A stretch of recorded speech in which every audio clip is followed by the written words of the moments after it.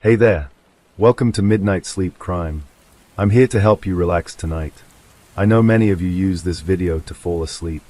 So, before you get cozy, also, let me know where you're watching from and what time it is there. I'd love to hear from you. Story 1. It was 3:42 a.m. when the first scream shattered the quiet of Riverside's downtown streets. Not the kind of scream you hear in a movie. Not the kind you dismiss as a nightmare or drunken fight. This was raw, jagged, human. Detective Daniel Reyes had been awake less than an hour, nursing black coffee in his cramped apartment 2 blocks away, when his phone rang. The night dispatcher's voice was tense. "Reyes, you're going to want to see this." The scene. The apartment above Maggie's bakery was small, cluttered with the faint smell of yeast and something metallic beneath it. Neighbors had called, reporting screams, strange noises, and, oddly, a series of lights flickering from the second-floor window despite the building's power outage. When Daniel arrived, the street was eerily quiet. A lone patrol car's lights washed over the cracked pavement.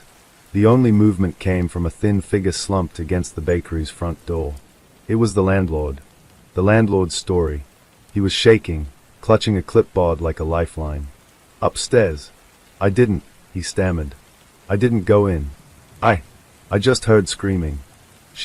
She wasn't answering. Not the door, nothing." Daniel frowned. "Who lives there?" Margot. Margot Green," the landlord said. "Apartment 2B. She's quiet. Keeps to herself mostly." The entry.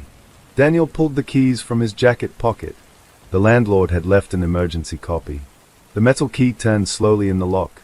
Inside, the apartment was a contradiction. Neat, almost sterile in its orderliness, with the faint smell of cinnamon lingering from the bakery below. Then Daniel saw it. The body.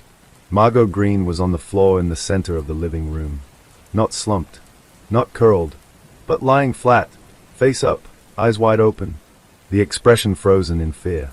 There were no signs of forced entry, no signs of a struggle. And yet, Daniel's stomach twisted. Something was off. The marks, small scratches, almost imperceptible, ran across her forearms and neck. Thin, precise, like someone, or something, had drawn a pattern. And the most disturbing thing, on the wall next to her, in faint smudges of blood, was a single word. "Watching." First responders. The EMTs arrived. They confirmed what Daniel already suspected. Margot was dead. But the scratches, the word, they didn't make sense. No defensive wounds. No obvious cause of death. No weapon. Just fear etched into skin and wall. The first clue. Daniel crouched beside the body. A faint, sticky substance coated her fingertips. Almost like glue. Almost like something had tried to leave a mark on her. He bagged it carefully, because whatever had left it, it wasn't ordinary. Neighbors' statements. They came in waves. The baker, a night shift janitor, a taxi driver. Everyone reported seeing shadows move upstairs. Everyone swore the lights flickered when no one was inside. Everyone mentioned hearing breathing. The pattern emerges. Daniel thought about previous cases. Missing persons. Sudden deaths. People found at home, alone, with strange marks. Nothing stolen, nothing broken. And then he realized he was staring at the beginning of something far bigger. The Night Watcher. The term Night Watcher came unbidden to his mind. Not a nickname. Not a rumor. Something older. Persistent. Something that had been here before Margot Green. And would be here again. The first warning. As Daniel stepped back to secure the crime scene, his phone buzzed. A text. Unknown number. No name. Just a location. She's not the first. And she won't be the last. Daniel's blood ran cold. The ending hook. Because in that moment, Daniel understood something terrifying. This wasn't a random murder. This wasn't a burglary gone wrong. This was the work of someone, or something, that chose its victims carefully, silently, and always left a message. A predator who wasn't satisfied with killing. A predator who watched. And the first chapter of this nightmare had just begun. Detective Daniel Reyes couldn't shake the feeling that Margot Green's apartment was a living thing. It wasn't just the neatness, the faint smell of cinnamon, or the eerily calm air. It was something beneath it all, something deliberate. Something that had been waiting, returning to the scene. Daniel arrived before sunrise, long after the crime scene tape had gone up. The coroner's van was gone, the EMTs gone, the landlord gone, leaving him alone with the apartment. He pulled on a pair of latex gloves and unlocked the door. The key still hung in the lock, cold and metallic, like a silent invitation. Inside, the apartment was deceptively ordinary. Margot Green's belongings were in place, books lined the shelves, a stack of unpaid bills sat neatly on the counter, and a pair of slippers rested near the doorway. Yet Daniel's gut told him there was more than met the eye. The first discovery. He approached Margot's desk.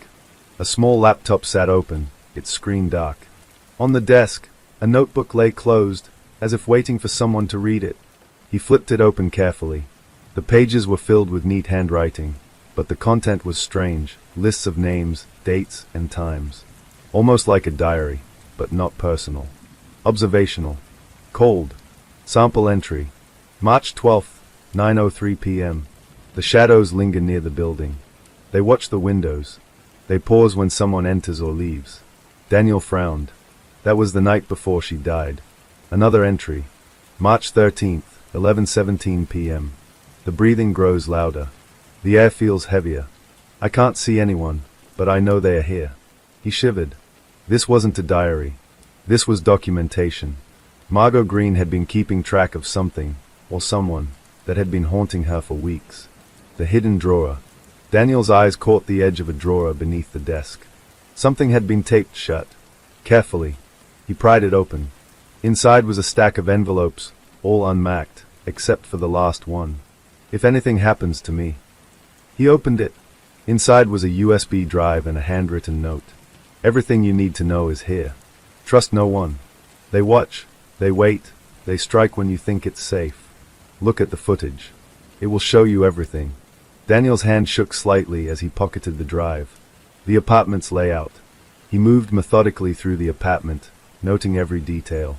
The living room window overlooked the bakery below. Perfect vantage point. The bedroom window faced an alley. Dark, narrow, easy to hide in. The bathroom mirror had a faint smear, almost like someone had pressed their palm against it and then wiped it away. Nothing seemed forced. Nothing broken. And yet, the apartment felt alive. Like it knew he was there. Reviewing the USB. Back at his car, Daniel plugged in the drive. The screen flickered to life, showing multiple video files, some from her phone, some from the security camera she had secretly installed in her apartment. The first video was timestamped March 10th, 3 nights before her death. The footage. Margot Green entered her apartment at 10:12 p.m. She closed the door carefully, checked the locks, and began walking toward her desk. Then the shadows moved. Not outside. Inside. The corner of the living room darkened unnaturally, like a shape that shouldn't have been there. Margot froze. The air seemed to ripple. And then, something appeared. A figure. Impossible to make out. Not human, not animal. Just wrong. It didn't move. Not exactly. But the camera captured it shifting, stretching in ways no physical body could. Margot's eyes widened. She whispered something. I know you're here. And the figure tilted its head. The pattern. Daniel scrolled through the videos. It wasn't just one night. March 10th, the shadow appears. March 11th, object slightly moved. March 12th, the breathing. Faint, irregular, like someone, or something, was pacing. March 13th, the final confrontation. Margot screaming, the shadow closing in. The unseen presence. It was clear to Daniel now. This wasn't a person stalking Margot. This wasn't a burglar. This wasn't even human. This was something intelligent. Something patient. Something that could observe without being seen. And most importantly, something that had targeted her. The first lead. Daniel's phone buzzed. A text. Unknown number. You shouldn't be looking. He ignored it at first. Then another came. They are in every apartment. You will be next if you continue. The connection. Daniel's mind raced. The apartment above the bakery wasn't just a crime scene. It was a hub. Margot Green had tried to document it. She had fought it in her own way. And the shadow, whatever it was, had won. The hidden secret. The final video on the drive was the most disturbing. Margot Green had set up a camera in the corner of her bedroom.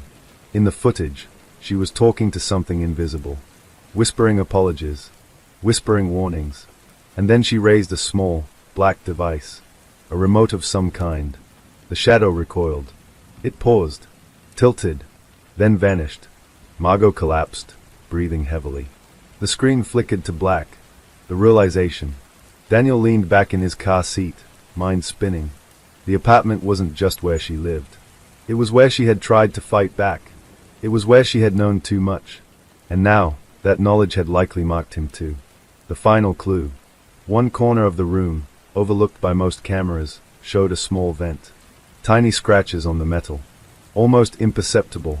Something, or someone, had been moving through the apartment without ever appearing on camera.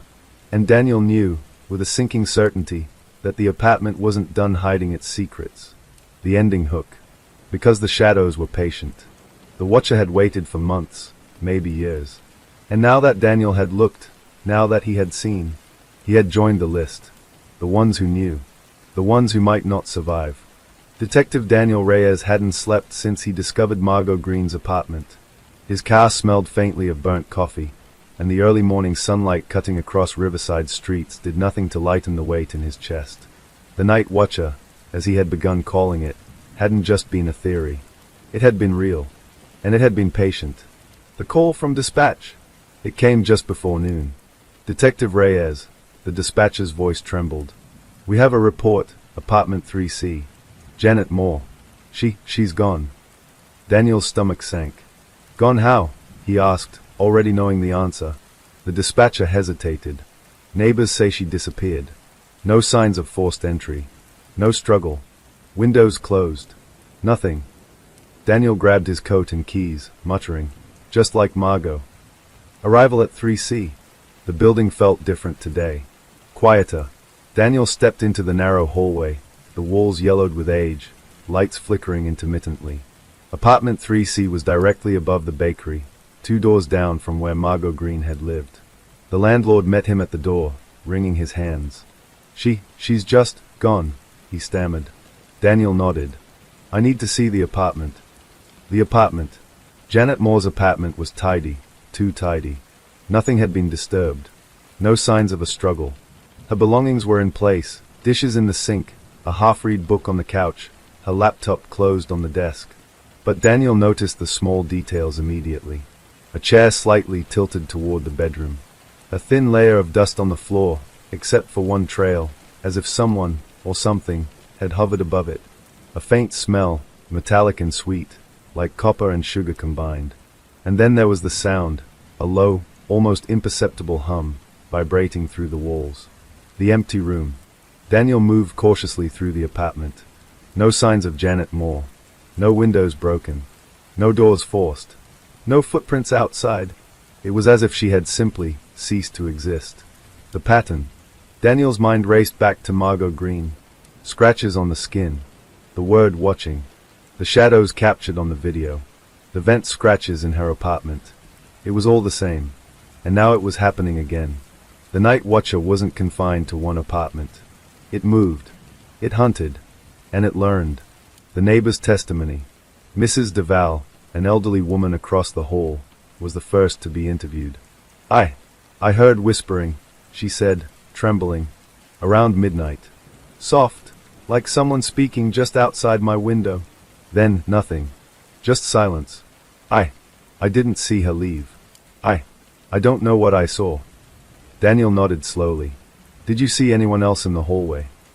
Mrs. Duval shook her head. No. I didn't even hear footsteps. It's like she vanished. The CCTV footage. The building had security cameras covering the hallways. Daniel reviewed the footage with growing unease. Janet Moore left her apartment at 11:47 p.m. according to the timestamp. She locked the door behind her. Then, nothing. Not a shadow. Not a sound. Not a single movement on the hallway cameras. The last frame. Her hand on the doorknob, frozen. Then black. The key clue. Daniel noticed something on the floor beneath the doorknob. Faint scratches, circular, almost like someone, or something, had tried to manipulate the lock from the inside without touching it. He took a photo. Exactly like Margot's vent scratches, he muttered. Cole, who had arrived to assist, frowned. "It's evolving." Daniel didn't respond. He already knew. The building responds. As Daniel and Cole reviewed the apartment, the hallway lights flickered violently. Then the air shifted. A whisper, soft, almost melodic, echoed through the walls. Daniel froze. "Did you hear that?" Cole nodded, swallowing hard. "Yes, it's calling again." The investigative thread.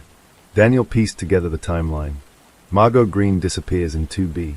Janet Moore disappears in 3C. Both apartments above the bakery. Both quiet, reserved women.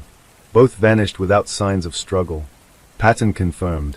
The night watcher was targeting the building, starting from the lower floors and moving up. The first theory. Cole suggested a rational explanation. Maybe it's someone with access, a neighbor, a landlord, someone hiding in the vents. Daniel shook his head. No. The footage. The scratches. The metallic smell. It's something else. Something not human. Cole's expression hardened. "You mean, like Margot Green's videos?" Daniel didn't answer. He just stared at the faint scratches beneath the door, already noting their eerie similarity to the previous apartment. The second warning. Daniel's phone buzzed. Another text. Unknown number. "You are next. Stop watching or join her." He threw the phone onto the counter, heart racing. "You see," he said to Cole. "It's aware we're looking." Cole swallowed hard. "So what do we do?" Daniel's jaw tightened. "We keep watching. Because if we don't, we're blind to it." The first contact. Late that night, Daniel returned to the building. Alone. He needed to see the apartment himself. Needed to understand the pattern. As he approached 3C, he noticed the door, slightly ajar. Impossible. The building had locks. No one had keys except residents and the landlord. And the landlord had already confirmed he hadn't touched it.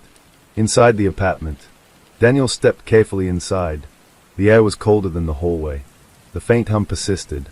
He scanned the room, nothing out of place. But then he noticed the shadow in the corner of the living room. It wasn't a trick of the light. It was a presence. Watching him. The first sign of movement. The shadow shifted slightly when he moved. Not like a human. Not like an animal. But it reacted. Calculated. Observant. Daniel froze. Then he realized Janet Moore hadn't just vanished. She had been taken. By it.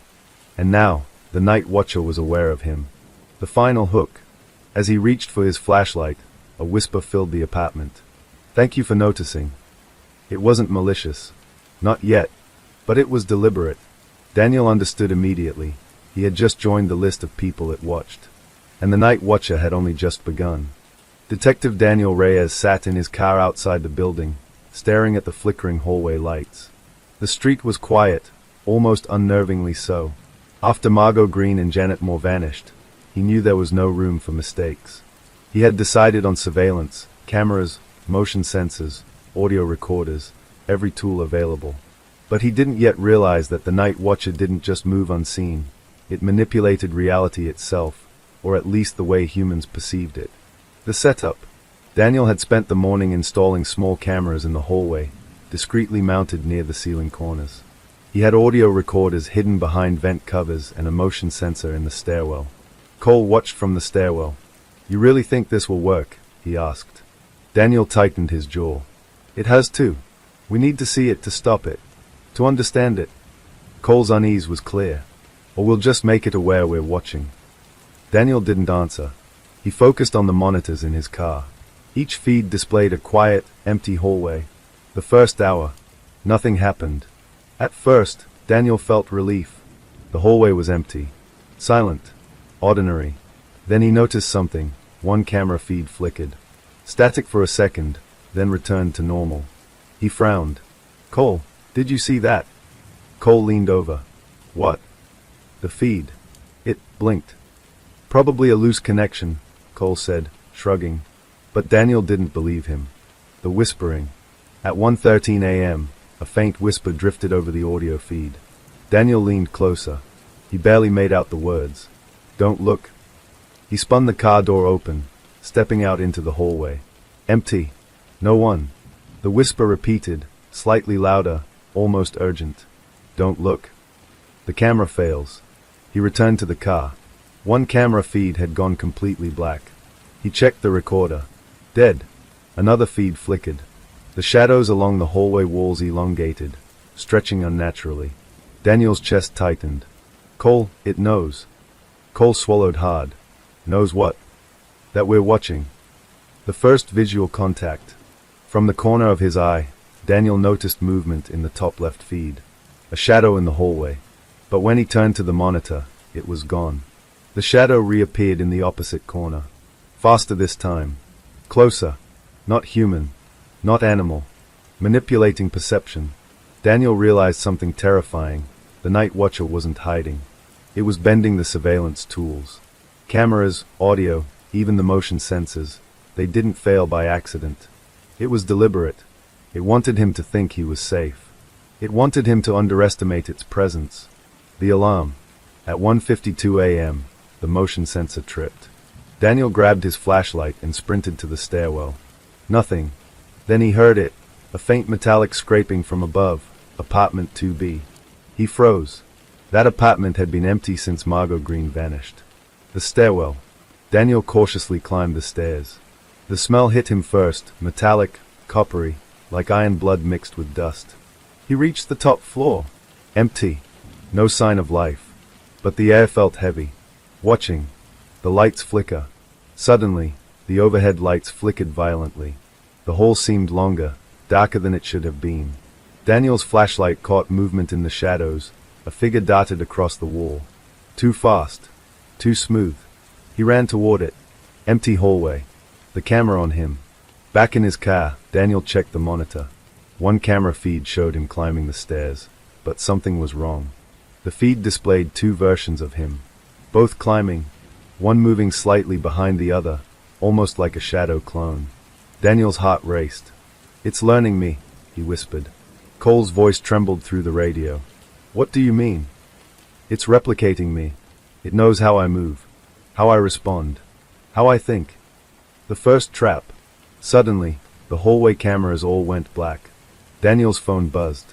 Unknown number. A single text. "Stop watching, or join them." A cold wave of panic hit him. "Cole, it's coming," he said. From the shadows, movement. Slow. Calculated. Watching him. The first attack. Daniel saw it for the first time directly. A humanoid shape, tall, thin, featureless, gliding just above the ground. It didn't run. Didn't move its legs. But it approached, silent, precise. Daniel fumbled for his flashlight. The beam hit it, but the shape distorted. The light bent around it. Cole's voice came frantic over the radio. "Daniel, get out!" Daniel turned to run, but the stairwell door slammed shut behind him. The escape attempt. He banged on the door. Nothing. The shape moved closer. Closer. Its featureless face tilted. A low whisper. "You shouldn't be here." Daniel's chest tightened. The hallway seemed to stretch infinitely.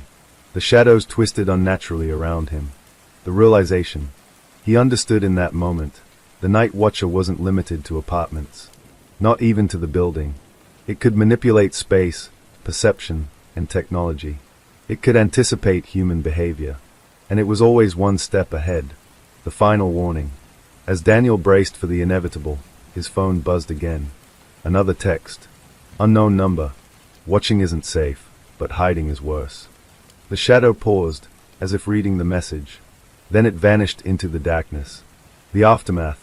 Daniel and Cole regrouped outside the building, shaken but alive. "It's evolving," Cole said quietly. Daniel nodded. "And it knows us now. Every move we make, every thought we have, it can predict. We can't fight it with normal methods anymore." Cole swallowed hard. "Then what do we do?" Daniel didn't answer. He knew there was no simple solution. Only one certainty. The night watcher wasn't just in the apartments. It was everywhere it wanted to be. And the building, the neighborhood, the city, they were just its playground. The ending hook. That night, as Daniel drove home, he passed an apartment 2 blocks away. A window flickered. A shadow lingered in the corner. Watching. And this time, it was aware that he saw it. Detective Daniel Reyes hadn't slept properly since the night watcher revealed itself. Each flicker of a light, Each unusual shadow in his apartment made him flinch. He knew the entity wasn't just limited to Margot Green's building. It was patient, adaptive, and now it was learning him. Yet nothing prepared him for what came next. The 5:23 a.m. call. The dispatcher's voice was clipped, urgent. Detective Reyes. 4D resident missing. Neighbors are reporting strange noises and lights. Daniel groaned, running a hand over his face. Apartment 4D, directly above Janet Moore's vanished apartment. The building was being systematically picked apart, one tenant at a time. "I'm on my way," he said, grabbing his coat and keys. Cole met him at the building. His face was pale, eyes darting nervously toward every window. "Another one?" he asked. Daniel nodded grimly. "We need to find out how it's doing this, or where next." The apartment of Rachel Kim. Apartment 4D belonged to Rachel Kim, a young woman in her mid-20s, known for keeping to herself. Her friends described her as quiet, almost invisible, a stark contrast to the chaos that now surrounded the building. Daniel and Cole approached cautiously. The hallway was silent. Too silent. The door to 4D was closed, but unlocked. Daniel's stomach twisted. He gently turned the knob. The empty apartment. The apartment was eerily normal. Rachel's belongings were in place, a backpack on the floor, a laptop on her desk, a half-empty cup of coffee on the kitchen counter. Nothing appeared disturbed. No signs of struggle. No footprints leading outside. Yet, she was gone.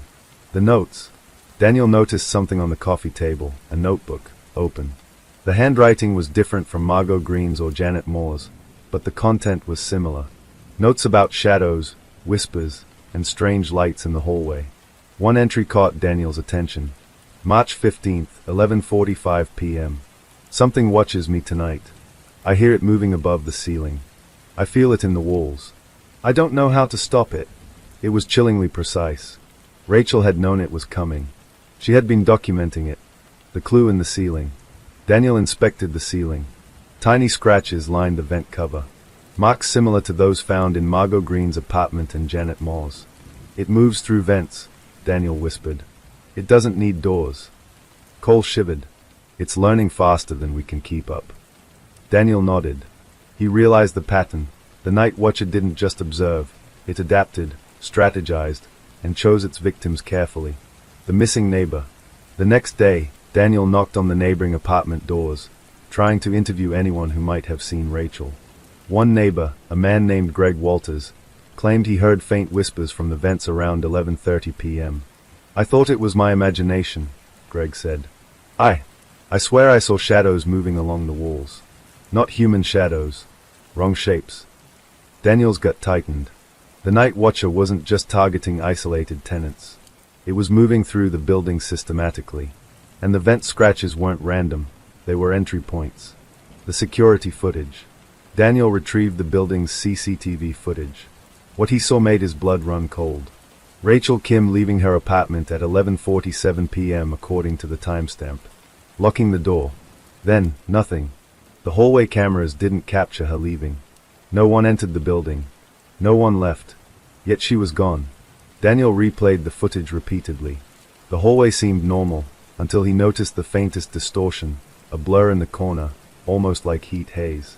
He froze. That blur wasn't an artifact of the camera. It was her being taken. The metallic smell. Daniel entered the apartment to inspect further. The metallic, coppery smell, the same one from Janet Moore's apartment, was stronger here. He bent to sniff the vent. The scratches were deeper than before. It was growing bolder, learning faster. The first contact. That night, Daniel returned to the building, determined to stake it out himself. He parked in his car, watching the windows. Then, at precisely 2:03 a.m., he saw movement in 4D. A shadow flickered across the room. It wasn't human. It hovered, stretching unnaturally. Daniel grabbed his flashlight. The figure reacted, shifting, disappearing, then reappearing near the ceiling. A whisper, "You shouldn't be here." Daniel's hands shook. Cole's voice came through the radio. "Daniel, you need to get out." The disturbing message. Daniel glanced at his phone. Another text, unknown number. "She is now with us. Do not interfere." He realized with horror, Rachel Kim wasn't missing. She had been claimed. The night watcher didn't just remove victims, it absorbed them. The observation. Daniel looked at the building, dark and silent in the early morning. He counted the apartments above the bakery, 2B, 3C, 4D. Margot Green, Janet Moore, Rachel Kim. 3 victims, 3 patterns. And he knew one thing with absolute certainty. The night watcher was choosing the next target. The desperate theory. Cole whispered, almost inaudibly. It's inside the building, but not really. Maybe it's everywhere it wants to be. Daniel nodded.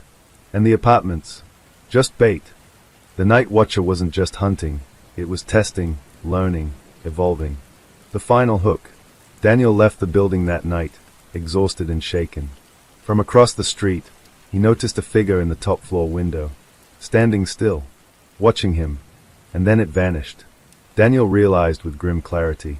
The night watcher wasn't done, and this time, it knew exactly who was next.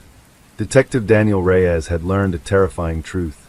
The night watcher wasn't just a predator, it was adaptive, patient, intelligent, and above all, it chose its victims carefully.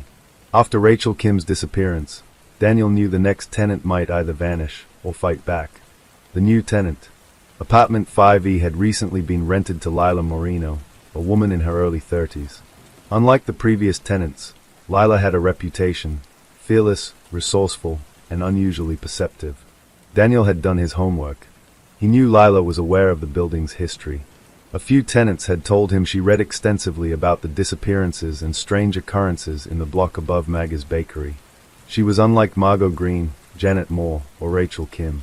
And that made her dangerous to the night watcher. The first signs.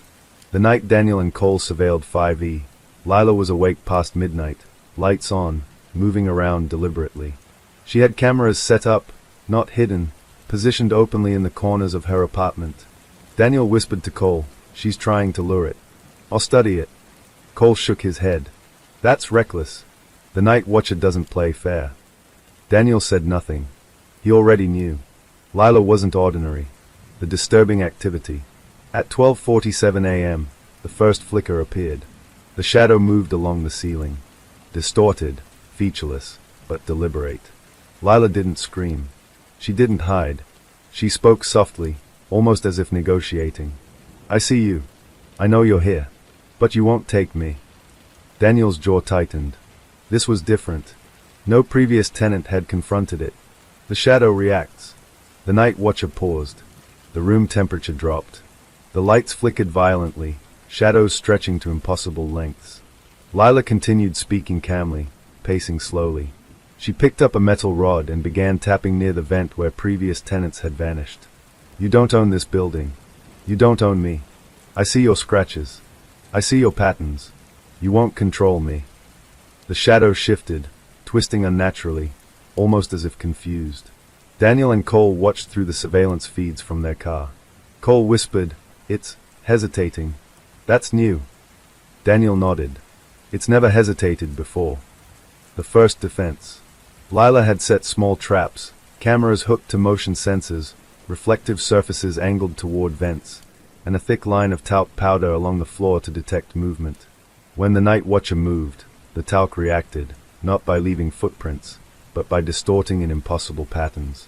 The shadow seemed frustrated, recoiling slightly when approaching the vent. Daniel realized Lila was not just observing. She was forcing the night watcher to reveal itself. The confrontation. At 1:13 a.m., the shadow fully emerged from the vent. Taller than any human, featureless, its form bending and stretching unnaturally. But Lila didn't run. She approached it slowly, rod in hand. "You've been hiding. You've been patient. But you're not invisible." The shadow paused. Then it tilted its featureless head. A whisper filled the apartment. "You notice?" Lila smiled slightly. "Yes. And noticing is the first step to control." The first evidence. Daniel watched in disbelief. Lila began recording with multiple cameras. She traced its movements, drew its shadow on paper, and marked areas of distortion on the monitors. Cole muttered, "She's documenting it? That's insane." Daniel nodded. "No, that's brilliant. This might be the first time anyone has actually studied it, while staying alive." The shadow retreats. For the first time, the night watcher recoiled. It didn't disappear entirely but retreated into the vents, leaving distortions behind. Lila didn't follow. She stayed calm, breathing evenly, eyes locked on the vent. Daniel whispered to Cole, "It's afraid." Or at least, cautious. That's the first reaction we've ever seen from it. The analysis. Back in their car, Daniel reviewed the footage with Cole. Lila's preparation had forced the night watcher into a defensive posture.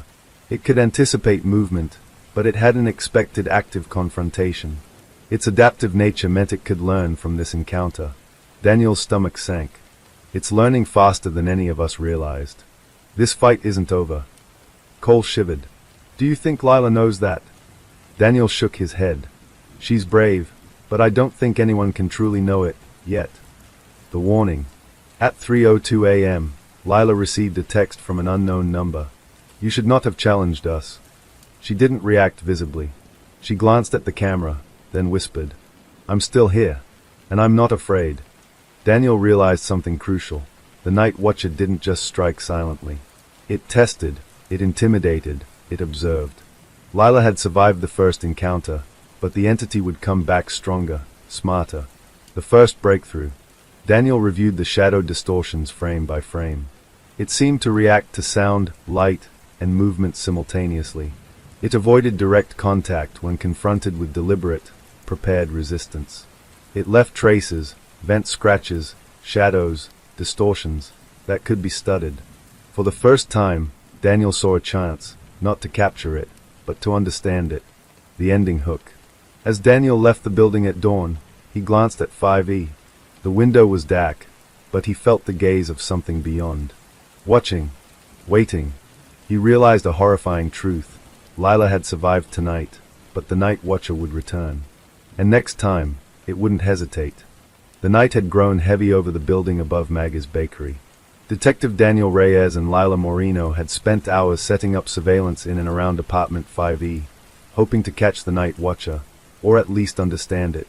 But patience had its own dangers. The new target. Apartment 6F had recently been rented to Martin Caldwell, an introverted man in his 40s who rarely left his apartment. He was careful, methodical, and solitary, a prime candidate for the night watcher's next victim. Daniel had warned him. You need to stay alert. Lights on, doors locked, but more importantly, trust your instincts. Martin had nodded nervously, clutching his phone like a lifeline. The surveillance begins. From their car across the street, Daniel and Lila monitored 6F with night vision cameras and audio devices. At 11:02 p.m., Martin closed his door, checked the locks, and settled at his desk. Daniel whispered, "We need to record everything. Every shadow, every sound." Lila nodded, adjusting the cameras. "We'll know if it comes. This time, we'll have evidence." The first signs. At 11:37 p.m., the hallway lights flickered briefly. Daniel leaned forward. "There. Did you see that?" The shadow moved. Not fully visible, but the distortion in the feed made it undeniable. Lila whispered, "It's aware of us watching." Daniel's stomach tightened.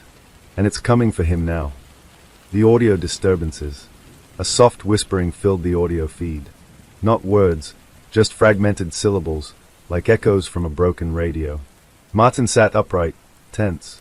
He muttered under his breath, "Not again, please, not again." The air in 6F grew heavier.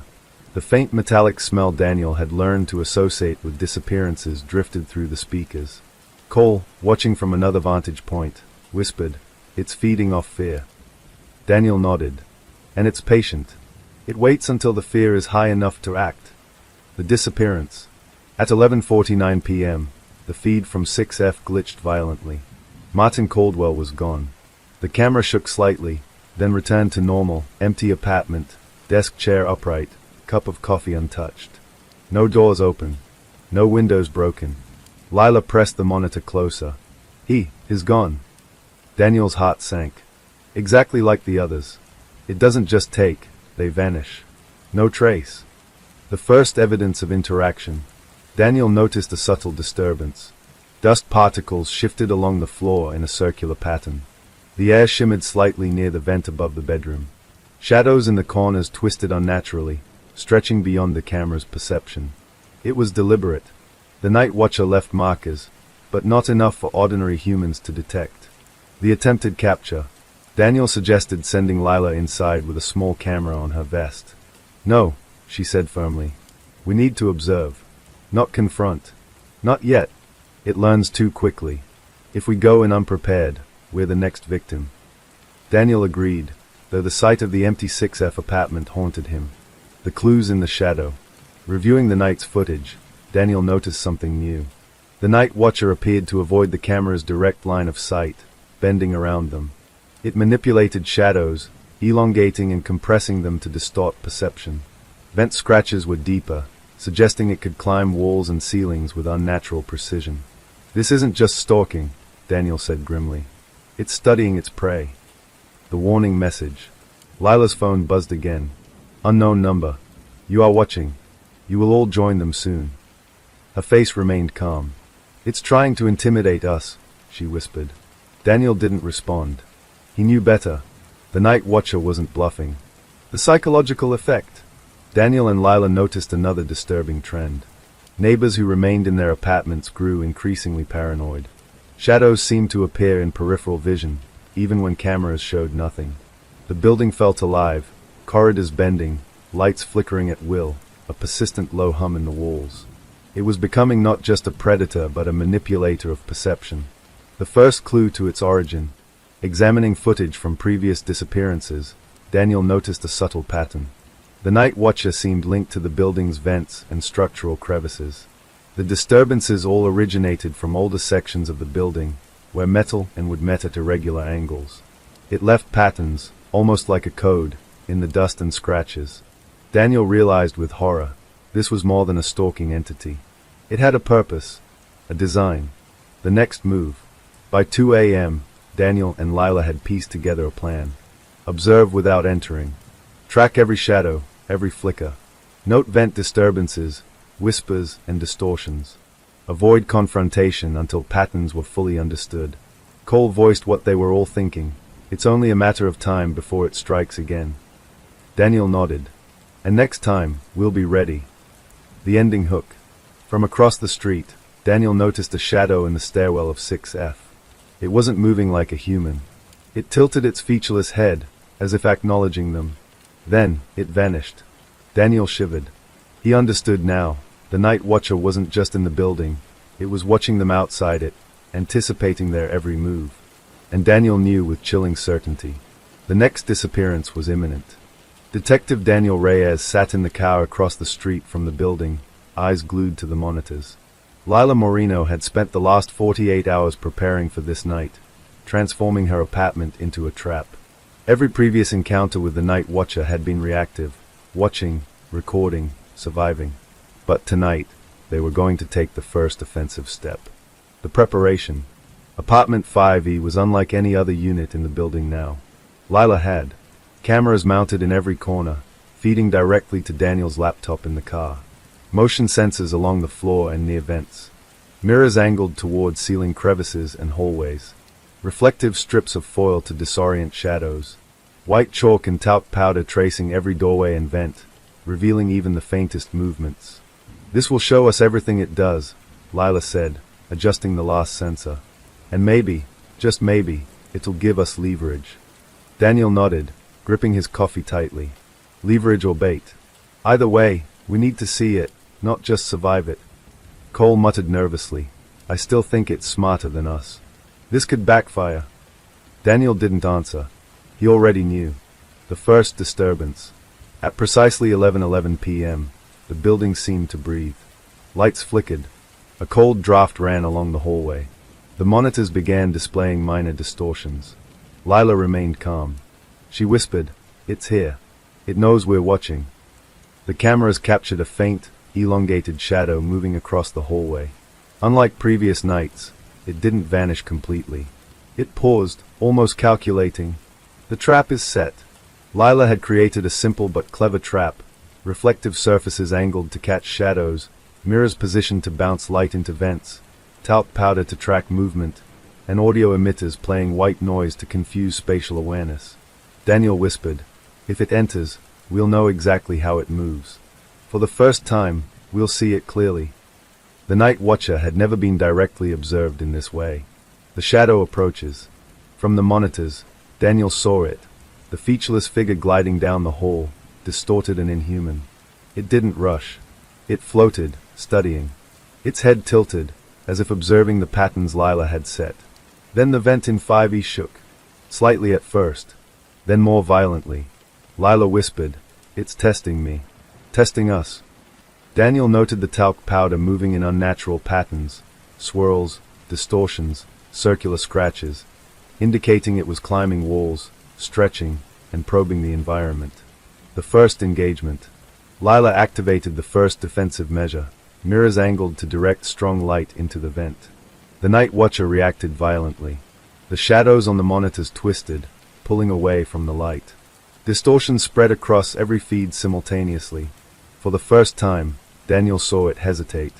It recoiled from the surfaces, almost like an animal reacting to fire. The psychological battle.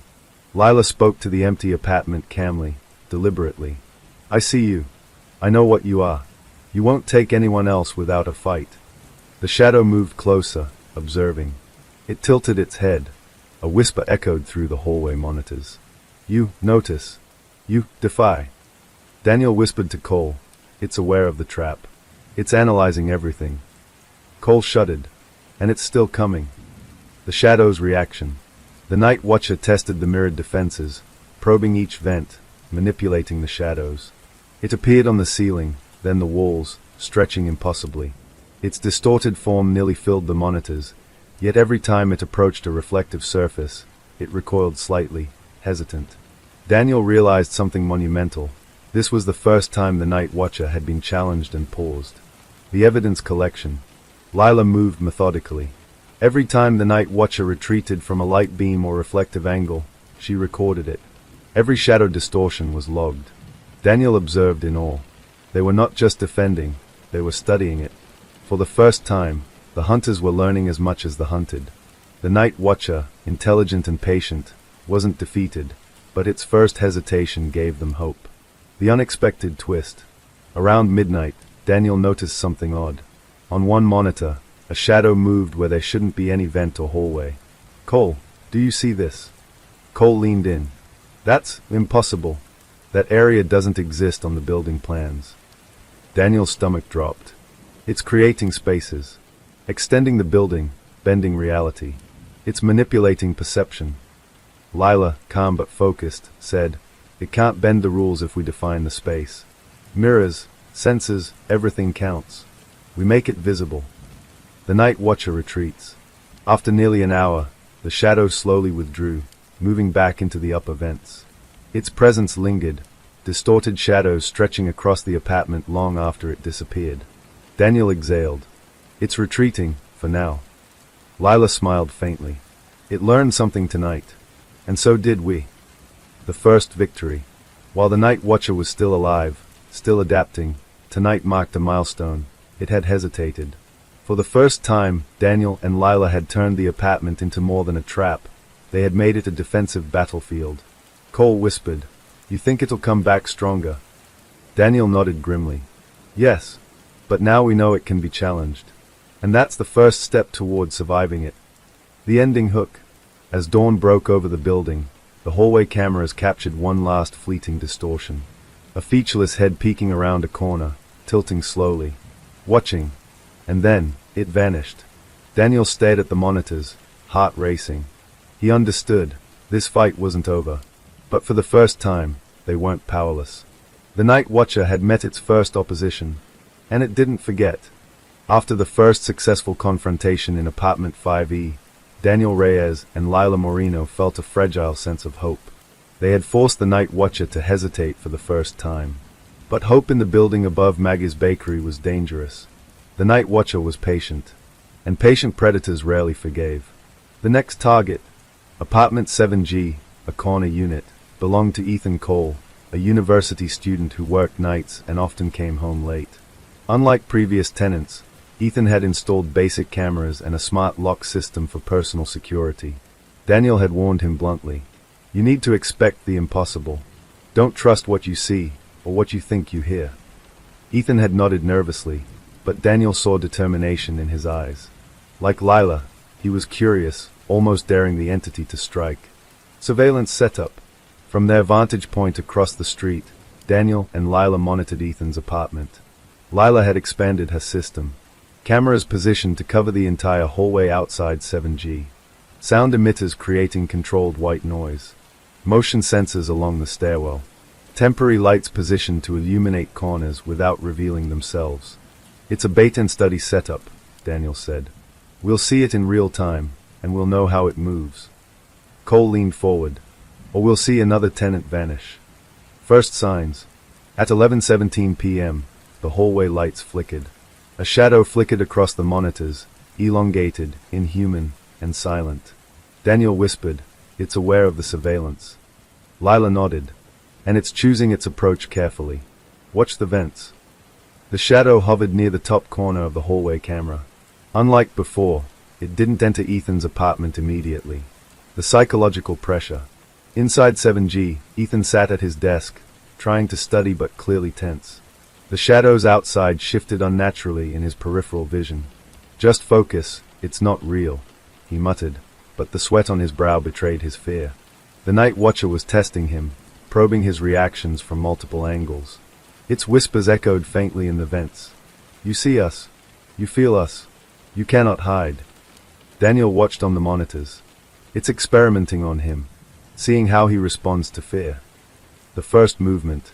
At 11:43 p.m., the shadow extended along the hallway floor, stretching impossibly toward Ethan's door. Motion sensors triggered, but instead of responding, the figure recoiled slightly, as if aware it had been detected. Lila whispered, "It's learning from our traps too. Every sensor, every light, it remembers." Daniel muttered, "It's almost cautious." The vanishing. At 11:49 p.m., Ethan's door slid open just slightly, though he hadn't moved. The shadow moved faster than human perception could track, and in an instant, the apartment was empty. The monitors showed nothing. No movement. No doors opened fully. No windows broken. Daniel's stomach twisted. "It's gone. Just like the others." Lila's voice was tight. "But notice this." On the floor, the talc powder had swirled in a complex spiral. Unlike previous disappearances, this spiral seemed deliberate, almost like a signature left by the night watcher. A clue in the dust. Daniel leaned closer. "It's leaving messages. Or codes. Every disappearance has a pattern." Cole shivered. "Or it's mocking us." Lila studied the pattern carefully, tracing the lines with her finger. "No. It's showing us how it moves. If we understand these spirals, we can anticipate it." Daniel realized she was right. For the first time, the night watcher's movements weren't completely random. There was logic to its approach. The observation. Daniel reviewed every previous disappearance in the building. Margot Green, vent scratches, shadows, whispers. Janet Moore, vent distortions, metallic smell, shadow elongations. Rachel Kim, disappearing into ceiling vents, spiral patterns in dust. Martin Caldwell, sudden vanishing, no trace, new distortions. Ethan Cole, deliberate spiral, lingering distortions on the floor. Daniel whispered to Lila, "It's evolving with every victim. Each disappearance teaches it something new." Lila nodded grimly. "And each one leaves us clues we didn't have before." The first sign of resistance. Unlike previous tenants, Ethan had left a small note on his desk. "If I disappear, the patterns I leave will help someone survive." Daniel realized the night watcher underestimated humans who thought strategically. Each victim had a choice, passive fear or calculated defiance. The aftermath. As dawn approached, Daniel and Lila reviewed the footage. The night watcher had entered and exited silently. Its distortions left patterns in dust and shadows. It had adapted, but it had also revealed a weakness. Its movements could be tracked and anticipated. Daniel said quietly, "This is our first real advantage. We can study these spirals and distortions. We can fight back intelligently." Cole shivered. "Or we'll just make it smarter." Daniel didn't answer. He knew the risk, but he also knew survival depended on understanding the predator, not just fleeing from it. The ending hook. As Daniel and Lila left their observation post, the monitors flickered one last time. A shadow formed across the top floor windows, featureless, tall, observing. Then a whisper, faint but clear. You cannot hide forever. Daniel felt a cold dread settle in his chest. The night watcher was aware. It had learned. And its next move would be deadly and personal. The building above Maggie's bakery had grown quiet, deceptively so. Detective Daniel Reyes parked across the street with Lila Moreno, staring up at apartment 5E. For the last several nights, the night watcher had escalated, testing, probing, taking victims. Tonight, Daniel knew it would strike directly. This wasn't about observation anymore. It was about confrontation. The plan. Lila had spent hours preparing 5E. Every vent, every corner, every shadow had been accounted for. Mirrors to manipulate light and shadow. Motion sensors to track even the faintest movements. Chalk and talc outlining every doorway and vent. Small cameras streaming directly to Daniel's laptop in the car. Sound emitters producing irregular white noise to confuse the entity. This is it, Lila said, tightening her gloves. We either end this, or we become part of its collection. Daniel nodded. We've studied it for long enough. Tonight, we force it to reveal itself fully, and survive. Cole, monitoring from a nearby alley, shivered. I don't like this. It's not human. It doesn't follow rules. Daniel said nothing. He already knew. The arrival. At precisely 11:13 p.m., a shadow stretched along the hallway outside 5E. Unlike previous nights, it moved deliberately, testing. Its presence distorted the monitors. The walls bent slightly, shadows stretched impossibly. Lila whispered, "It's here." And it's cautious. For the first time, it's hesitant. Daniel adjusted the monitors. It recognizes the defenses. It knows we're ready, but it still wants in. The night watcher paused at the top corner of the hallway camera feed. Its head tilted, a featureless silhouette scanning, calculating. The first engagement. Lila activated the first measure, mirrors angled to reflect intense light into the vent. The night watcher recoiled. Shadows twisted violently, stretching across walls and ceiling. A whisper echoed, metallic and distorted. You defy. For the first time, Daniel saw something in human hesitation, not just a pause, but confusion. The entity wasn't just stalking, it was reacting to a new variable, an organized human defense. Lila moved deliberately, tapping a metal rod against the floor near the vent, marking a path of resistance. I see you. You won't control this building anymore. The shadow retreated briefly into the vent, but it did not vanish. It hovered, twisting, observing every movement. The battle of shadows. For over 30 minutes, the night watcher tested every trap, mirrors, motion sensors, sound emitters. Each reaction was recorded meticulously by Lila. Every distortion, every whisper, every flicker of light was logged. Daniel realized, for the first time, the night watcher had met its match. It had adapted to humans, yes, but these humans were thinking strategically, anticipating patterns, and forcing it to reveal its movement logic. The entity lashed out. Shadows erupted across the room, forming jagged shapes along the walls and ceiling. The talc spiraled violently across the floor, and the monitors flashed with distortions. Lila stayed calm. Record everything. Follow the patterns. We'll survive this. The clues in the distortions. Daniel noticed something significant. The shadows weren't random. They followed a repeatable pattern when confronted by light and reflective surfaces. The night watcher had learned, yes, but it had also left clues in its movements, almost like a code. This is it, Daniel whispered. We can anticipate it now. We can predict its moves. Cole, tense in the alley, muttered, or it's luring us into a trap we don't understand yet. Daniel shook his head. No, we've studied too much to be blind now. We know enough to fight back. The confrontation escalates. At 12:02 a.m., the night watcher surged into the room. The shadows coalesced, forming a tall, twisting figure that loomed over the monitors. It wasn't human. Its body bent and stretched, walls rippling where it touched. Lila stepped forward, rod in hand, mirrors angled, lights shining directly into the vent. I'm not afraid of you, she said calmly. The shadow recoiled, twisting violently. Whispers filled the monitors, distorted and metallic. You will not. Daniel realized it was frustrated. It had not encountered a human who actively controlled the space and forced it into exposure. The strategic advantage. Lila moved deliberately, activating all senses. The mirrors reflected light across the room, confusing shadows, bouncing distortions back into vents. Motion sensors triggered every move, sending data to Daniel in real time.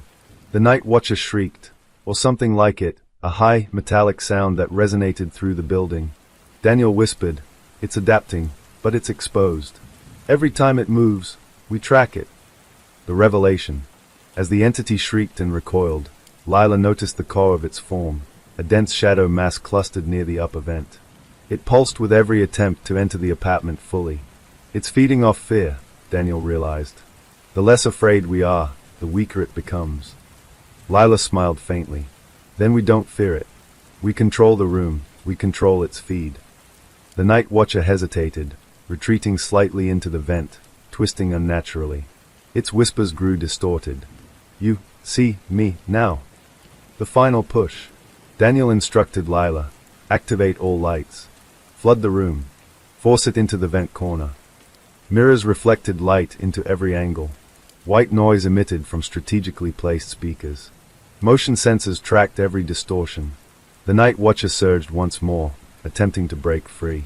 But the combination of light, sound, and human strategy forced it back. For the first time, Daniel saw a shadowed figure trapped, not fully, but constrained by human ingenuity. The aftermath. At 1:18 a.m., the shadows recoiled entirely into the vent system. The monitors flickered. The building was eerily silent. Daniel and Lila exhaled, exhausted but alive. The night watcher hadn't disappeared, it had retreated. But for the first time, it had been contained, challenged, and visibly disturbed by human strategy. Cole muttered, "It won't forget this night." Daniel nodded. "No, but neither will we. We've learned its limits, and now we can fight back intelligently." The final hook. As dawn broke over the building, a faint shadow stretched across the ceiling of 5E. But unlike before, it paused at the edges of the mirrors, hesitating. Lila whispered, "It's watching, learning, but tonight, it couldn't take anyone." Daniel realized, the night watcher might be patient, it might adapt, but tonight, human ingenuity and courage had held. And for the first time, the building felt like theirs, not just a hunting ground. The fight was not over, but for now, they had won.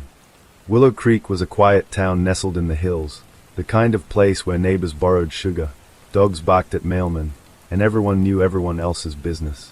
That illusion of safety shattered one summer morning when 15-year-old Emma Lane didn't return from her morning run along the creek trail. Detective Harold Jensen, recently transferred from the city, was called in. Willow Creek had never seen a disappearance like this. Emma was careful, a straight-A student, known for her punctuality and routine. She didn't vanish, someone took her. The first clues. The trail along Willow Creek was familiar to locals, lined with overgrown trees and hidden alcoves. Emma's sneakers were found near a bend in the creek, soaked and abandoned. No sign of struggle. No witness reports. Jensen examined the area meticulously. Broken branches hinted at hurried movement. Tiny scuffs in the muddy bank suggested someone had dragged or carried something, possibly someone. "This wasn't random," he muttered. "She knew this trail. Whoever did this planned it." The witness, a jogger, passing hours later, reported seeing a dark figure near the bridge over the creek. The description was vague, a man in his 40s, tall, wearing a cap, but it was enough for Jensen to start a perimeter search. The locals were panicked. "Willow Creek has always been safe," they cried. But Jensen knew safety was often just a story people tell themselves. A pattern emerges. By the next morning, another teenager vanished from the edge of town, this one seen last near an abandoned warehouse. Detective Jensen began to connect the dots. Both disappeared along isolated paths near wooded areas, each without signs of struggle or witness confrontation. It was methodical, precise, predatory. The first suspect. Jensen interviewed locals and quickly identified Martin Cray, a reclusive handyman who had lived on the outskirts of town for decades. Known for his odd hours and strange behavior, he had no alibi for the second disappearance. Cray's house was cluttered with tools and locks, but nothing directly linked to the disappearances. Yet Jensen couldn't ignore the pattern: isolated paths, remote homes, and a familiarity with hidden spaces. The town's fear. Willow Creek began to feel like a trap. Parents kept children indoors.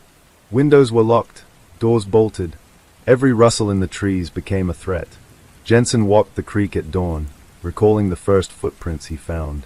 The predator was clever, leaving almost no evidence.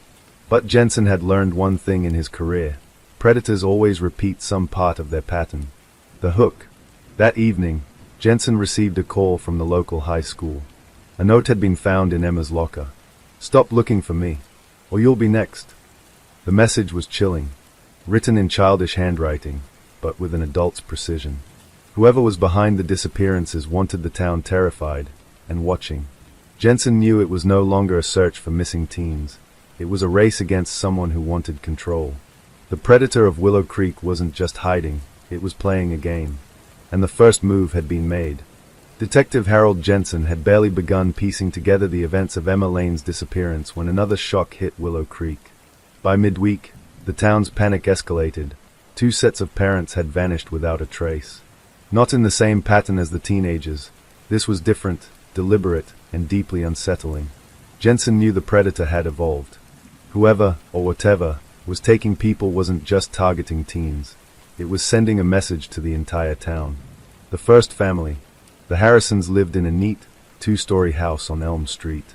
Neighbors had seen the parents, Mark and Diane Harrison, leave for work that morning, but when children returned home from school, the house was empty. Lights were on, doors locked, cars in the driveway. And yet, no sign of struggle, no signs of forced entry. Their children, left behind, were found asleep in their bedrooms, unharmed physically but traumatized. Jensen examined the house carefully. Dust on the windowsills was undisturbed. There were no footprints in the yard, except faint scuffs near the back porch, suggesting someone had passed lightly, almost gliding. "Whoever did this knows exactly how to avoid leaving traces," Jensen said grimly. The second family. 2 nights later, the Johnsons disappeared. Their house was near Willow Creek itself, in a more isolated area. Jensen noted a chilling similarity. The families lived at opposite ends of the town but had a similar layout: isolated backyards, easy access to wooded areas. The Johnsons' children were at a sleepover. They returned to an empty house. Windows and doors intact. Lights left on. Again, nothing stolen, nothing broken. Jensen's gut told him this was not random. This was carefully orchestrated. The pattern emerges. Jensen began plotting the disappearances on a map. Teens vanished along trails and isolated paths. Parents vanished from homes close to wooded areas, early in the day or evening, when minimal witnesses were around. No one had ever seen the perpetrator. No physical evidence remained. "This isn't just a predator," Jensen muttered to Officer Clara Nguyen, his partner. "It's a tactician. Every move has a purpose." Clara frowned. "Purpose? What could the purpose be?" "Fear," Jensen replied. "Control. It wants the town panicked before it escalates further." The psychological tactics. By this point, Willow Creek had transformed. Parents kept children indoors. Businesses shuttered early. Windows were barricaded at night. The predator didn't just strike, it manipulated the town's behavior. Jensen began interviewing neighbors. He noticed subtle changes. People avoided eye contact. Footsteps on the streets were slower, cautious. Conversations ended abruptly whenever someone mentioned the disappearances. The predator's reach wasn't physical alone, it had invaded minds. A clue in silence. At the Harrison house, Jensen discovered something peculiar: a voicemail on the home phone from Diane Harrison, left just hours before her disappearance. Her tone was odd, almost robotic. "Harold, if you're listening, stay away. Please, don't follow." Jensen replayed the message multiple times. There was no background noise, no interruption, yet something about the voice wasn't natural, slightly distorted, almost like it had been forced through some filter. "It's communicating, through the victims," Clara whispered. Jensen nodded. "Or it's testing us, teaching us, warning us. Either way, it's intentional." The town reacts. News of the parents' disappearances spread like wildfire. Willow Creek citizens stopped sleeping well. Groups of neighbors patrolled streets at night. Some families left town entirely. Jensen knew, however, that moving the town wouldn't stop the predator. It had already marked Willow Creek as its hunting ground. A local shopkeeper confided, "It's like the town itself is under its control. We can't even think straight." Jensen agreed silently. Fear was now the predator's weapon. Theories began to form. In the police station, Jensen and Clara pawed over the timeline of disappearances. Teens, isolated trails, early morning or late afternoon, minimal witnesses. Parents, isolated homes, different times of day, sometimes mid-morning. They noted one chilling pattern. Every disappearance occurred when the town's attention was scattered, when no single person could track multiple events at once. "It's watching us, studying us," Jensen said. "And now it's experimenting on families as a whole. It's escalating." Clara shivered. "So what's next? The whole town?" "Possibly," Jensen said. "Or whoever it hasn't taken yet. And we need to figure out its method before more disappearances occur." A shadow of fear. That evening, Jensen walked the streets of Willow Creek alone. The town seemed quieter than ever. The leaves in the trees rustled like whispers, the street lights flickered unnaturally, and shadows seemed to stretch longer than they should. He thought of the parents, alone in the predator's grasp. He thought of the teenagers, abducted from trails and fields. He thought of the voicemails, the warnings, the silent messages. This isn't random. This is methodical. This is deliberate. And it won't stop until it's finished. Jensen knew one thing. To save Willow Creek, he had to understand the predator's mind. And that meant watching, waiting, and learning, before the next family vanished into silence. Detective Harold Jensen had followed every lead Willow Creek could provide: abandoned trails, eyewitness accounts, and the faint traces left by the predator in the Harrison and Johnson disappearances. Each clue was frustratingly minimal, yet one pattern began to emerge: a recurring location, a decrepit house at the edge of the woods, long abandoned yet oddly preserved. It sat on the outskirts of town, hidden by thick trees and a neglected fence. Locals avoided it, whispering legends of strange lights and unexplained noises at night. To Jensen, it was the first solid lead that connected the disappearances. The approach. Jensen parked his unmarked vehicle near the dirt path leading to the house. Beside him, Officer Clara Nguyen scanned the tree line with a flashlight. "Feels wrong," Clara whispered. "It's supposed to," Jensen said. "This place has been waiting. Someone, or something, has used it for a long time." The air was damp and heavy, carrying a faint metallic scent. The house looked like it had been abandoned for decades, boarded windows, peeling paint, sagging roof, yet there was an eerie sense of care in some areas, as if it were still occupied. Inside the house, the front door creaked loudly as Jensen pushed it open. Dust hung in the air, illuminated by their flashlights, and the faint outline of furniture remained: a table, chairs, a fireplace blackened by soot long ago. But there were anomalies. Footprints in the dust, fresh and partially obscured. Symbols carved into the floorboards, strange geometric shapes that seemed almost ritualistic. A small pool of water in the corner, unnaturally still, reflecting the flashlight beams like a mirror. Clara shivered. "It's been waiting for someone, or something." "Or hiding something," Jensen replied. The feeling of being watched was immediate. Every creak of the floor, every rustle of leaves outside, felt amplified. The first discovery. In the back room, Jensen and Clara found evidence that chilled them both. A makeshift wall had been built along one side, concealing a smaller space. Inside, personal items from missing families: Emma Lane's bracelet, a notebook belonging to one of the Johnson children, a small toy from the Harrisons' home.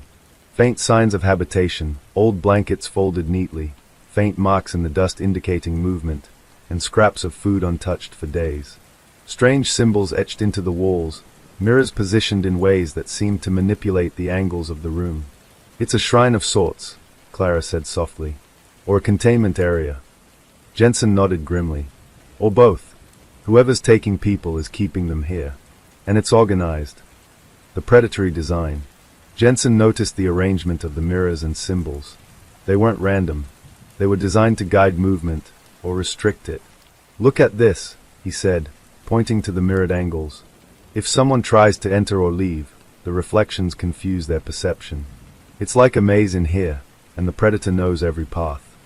Clara's flashlight swept over the walls, and she paused at one mirror reflecting a distorted image of the room. "It's alive in a sense," she murmured. "The room itself is part of the predator's design." Jensen's mind raced. Every disappearance, every message, every voicemail warning could have been preparation for this. The house wasn't just a location, it was a tool, a weapon. Signs of recent activity. Footprints led toward a basement door, partially hidden beneath a threadbare rug. The metal handle was cold, and faint scuff marks indicated someone had recently descended. "This is it," Jensen said. "This is where the families, and maybe others, are being kept." Clara looked uneasy. "Do we know what we're walking into? Could it be more than just people? Could the predator itself?" "We'll find out," Jensen interrupted. "We go carefully, but we go now. Waiting isn't an option anymore." The descent. The basement stairs creaked under their weight. A damp, metallic smell grew stronger with each step. Shadows twisted unnaturally along the walls, reacting to their flashlights in ways that defied physics. At the bottom, they discovered a sprawling, dark space. The basement had been carved into the earth, extending far beyond the original footprint of the house. Within it, rows of small rooms, each with personal items belonging to the missing families. A faint hum, low and vibrating, resonating through the walls like a heartbeat. Shadows moving against the walls, just at the edge of perception, never fully formed, always shifting. "It's alive," Clara whispered. Jensen held his flashlight steady. "It's always been here. Watching. Waiting. Feeding." The first confrontation. A sudden movement caught Jensen's eye, a tall, distorted shadow emerging from the far end of the basement. Its form was inhuman, stretching unnaturally, featureless but with intent. The predator had revealed itself. It didn't speak, yet a whisper filled the basement. "You shouldn't have come." Jensen and Clara froze, but their training took over. Jensen instructed Clara to activate a portable spotlight, flooding the creature with light. Mirrors placed strategically reflected the beams, confusing the shadows. The predator recoiled, writhing in distorted agony. The personal items of the missing seemed to shimmer, almost vibrating with energy, as if reacting to its presence. A dangerous realization. Jensen understood immediately. The predator wasn't just a person. It was something else, something that could manipulate perception, alter shadows, and instill fear as a weapon. "It's feeding on fear," Jensen said. "The more terrified people are, the stronger it becomes." Clara shook her head. "Then we have to stay calm, somehow." Jensen's eyes scanned the maze of basement corridors. He knew the next move had to be decisive. The predator couldn't be allowed to escape. Too many lives hung in the balance. "We found its lair," Jensen said. "Now we end this. Or we join the missing." The hook. From the shadows, a whisper echoed across the basement. "You found me, but you cannot take them back." Jensen's heart pounded. Somewhere in the twisting corridors were the missing families, and perhaps other victims yet unseen. The predator knew they were there, and it was ready to defend its labyrinth. The confrontation was inevitable, and in the darkness of the basement at the edge of Willow Creek, Detective Jensen understood that the predator's true nature and the terrifying purpose of the house was only just beginning to be revealed. Detective Harold Jensen and Officer Clara Nguyen lingered in the darkened basement at the edge of Willow Creek, their flashlights cutting through the shadows like knives. The air was thick with the metallic scent of damp earth and rusted metal. Every step they took echoed ominously, as if the house itself were whispering secrets. After discovering the hidden rooms filled with personal items from the missing families, Jensen realized that the basement wasn't just a storage space. It was a message board, a twisted diary of the predator's mind. And tonight, they were going to decode it. The carvings. The walls were lined with etchings, symbols carved deep into the plaster. At first glance, they seemed random, spirals, jagged lines, strange glyphs, and repeating patterns that made no immediate sense. Clara traced one symbol with her finger. These aren't just decorations, they're intentional. Each one corresponds to something. Jensen studied them closely, comparing the carvings to the layout of the basement. A horrifying realization struck him. The symbols matched the rooms, the positioning of the mirrors, and even the locations where the missing had been found or taken. "It's mapping its victims," Jensen said.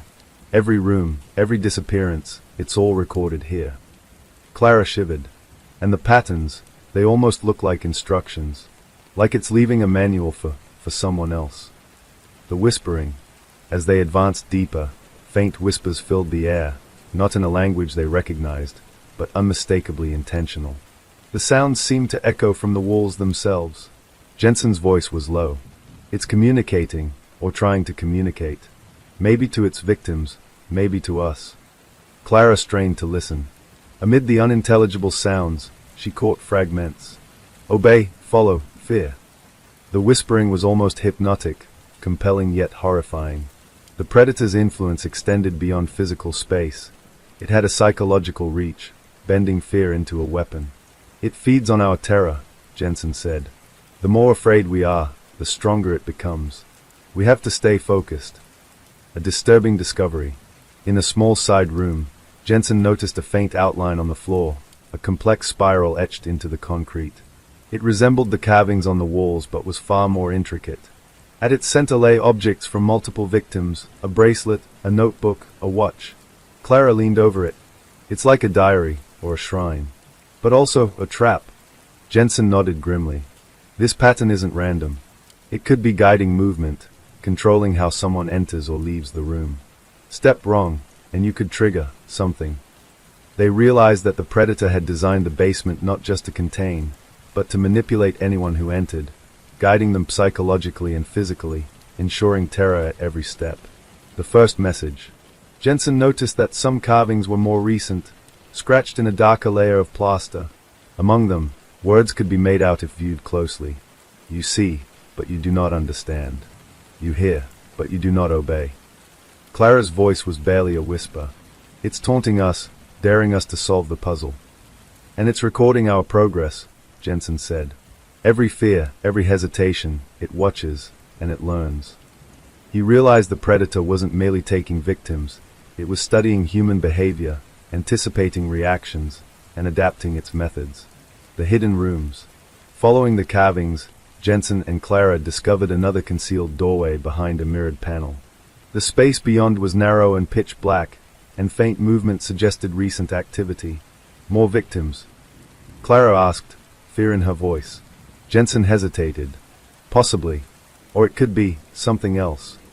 They advanced cautiously. The walls were lined with mirrors, reflecting their flashlight beams in multiple directions. The shadows danced unnaturally, creating the illusion of movement where none existed. At the far end, they found the remnants of a family, signs of life recently abandoned. A small plate with food, a blanket carefully folded, and toys neatly stacked. The predator had been meticulous, almost ritualistic. The spiral of terror. Jensen traced the symbols and spirals back to their origin, a central chamber in the basement. It was larger than the others, almost cathedral-like, with symbols covering every surface. This is its core, Jensen said. Every disappearance, every victim, it centers here. It's the nucleus of the predator's design. Clara shivered. It's alive. Not in the normal sense, but it reacts. It changes based on who enters, who sees it. Jensen realized that this chamber was a focal point for the predator's manipulation. Mirrors and symbols weren't just decoration. They were instruments of fear, amplifying the terror of anyone who entered. A warning in the carvings. Among the symbols, Jensen discovered something chilling, a depiction of two human figures, one larger and one smaller, surrounded by jagged lines.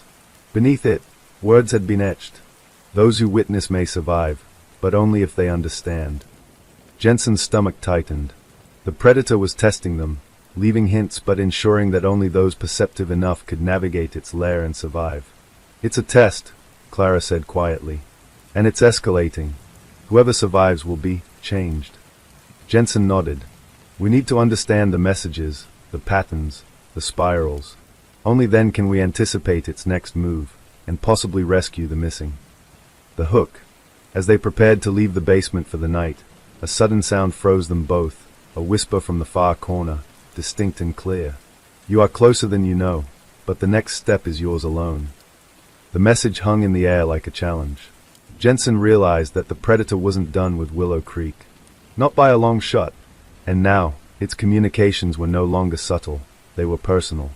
The house at the edge of the woods wasn't just a lair. It was a living puzzle, and the next move would decide who survived, and who vanished into silence forever. Detective Harold Jensen had thought that discovering the house at the edge of the woods and decoding its carvings would give Willow Creek a fighting chance. He was wrong. The predator wasn't confined to the basement. It wasn't just a hunter of the isolated. It had begun moving through the town itself, exploiting fear as both weapon and shield. By Monday morning, the quiet streets of Willow Creek had transformed into a tense battlefield. Streetlights flickered, windows were shuttered, and a faint, almost imperceptible hum seemed to follow Jensen wherever he went. The first signs. The morning began with a missing teenager, Lucas Avery, a 13-year-old boy, vanished from his backyard while his mother was inside making breakfast. There were no footprints, no broken fences, no signs of struggle.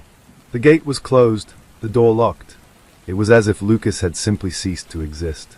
Neighbors whispered about shadows in the yard the previous night, dark shapes that moved unnaturally along fences and trees. Some swore they saw figures at their windows, just outside the reach of streetlights. Jensen examined the scene. The predator wasn't just hunting, it was expanding its territory. It's learning, Jensen said grimly. Each disappearance, each panic-stricken witness, it uses that fear to gain strength and control.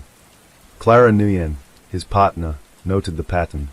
The first victims were isolated, then the parents. Now the predators stepping into populated areas. It's bold or desperate. Panic in the streets. By mid-morning, calls flooded the Willow Creek police station. A delivery man reported seeing a dark figure dart across the main street, vanishing into alleys. A shopkeeper found a note slipped under the door. Watch your children. Watch your homes. You are next. A jogger reported seeing shadows flicker along the edges of the creek, moving with impossible speed. The town had begun to fracture. Parents kept children inside, and even adults hesitated to step outside. Grocery stores had empty shelves.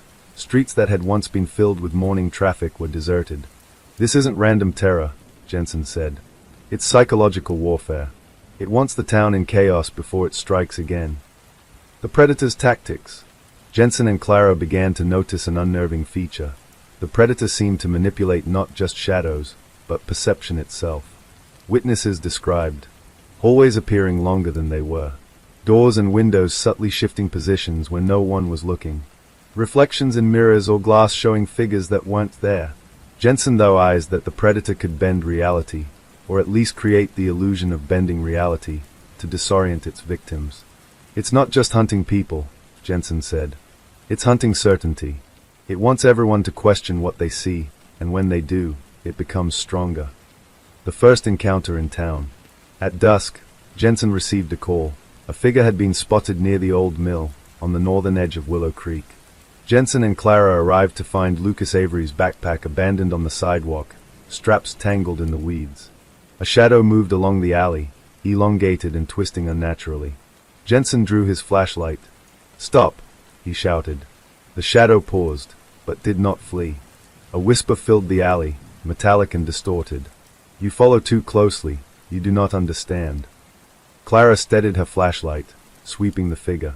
The predator's form shifted with each angle, partially invisible, partially grotesque. It was not human. Its limbs elongated and twisted, moving like liquid shadow, reacting instantly to light and sound. "It's testing us again," Jensen muttered. "We need to track its movement without letting it anticipate ours."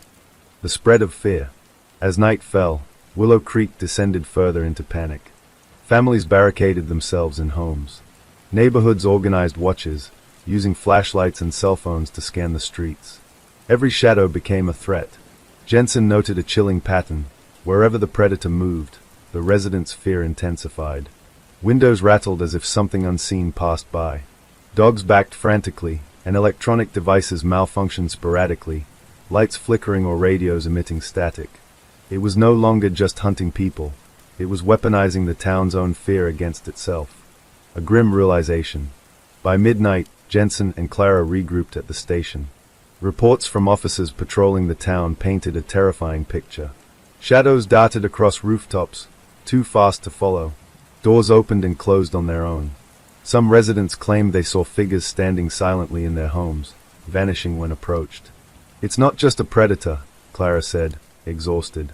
It's everywhere, and it's invisible until it wants to be seen. Jensen's mind raced.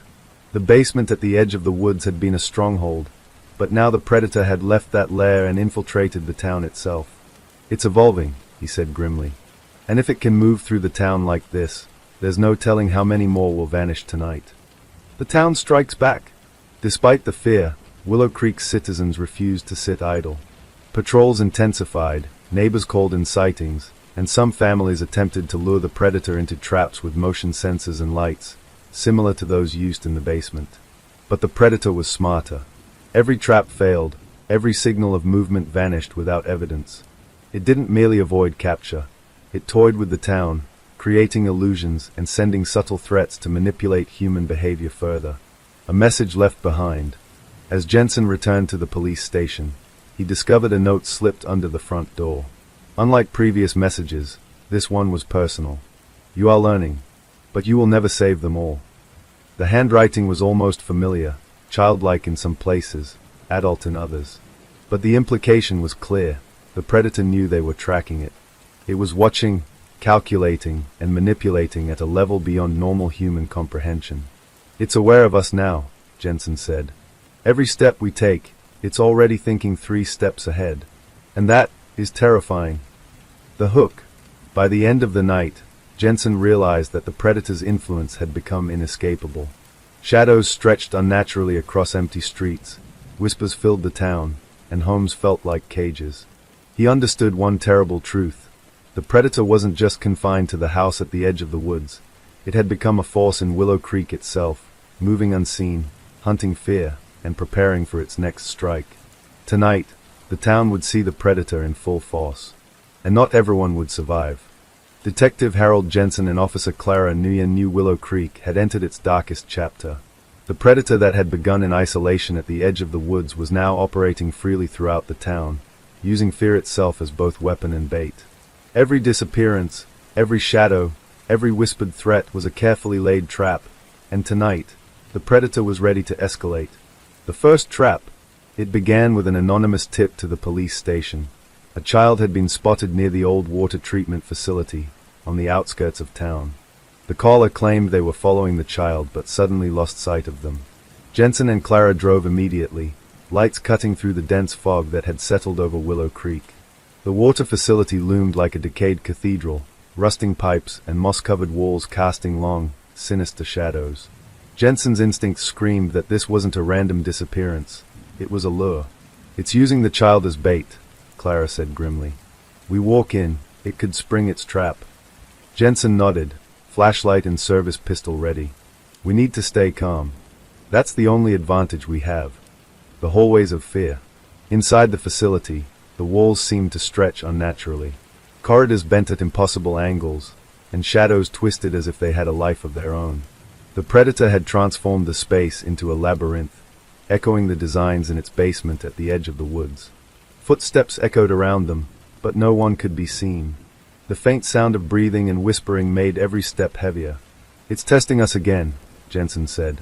It wants to see if we panic. Suddenly, the sound of running footsteps echoed down the hall. They moved cautiously, following the noises, until they reached an open doorway.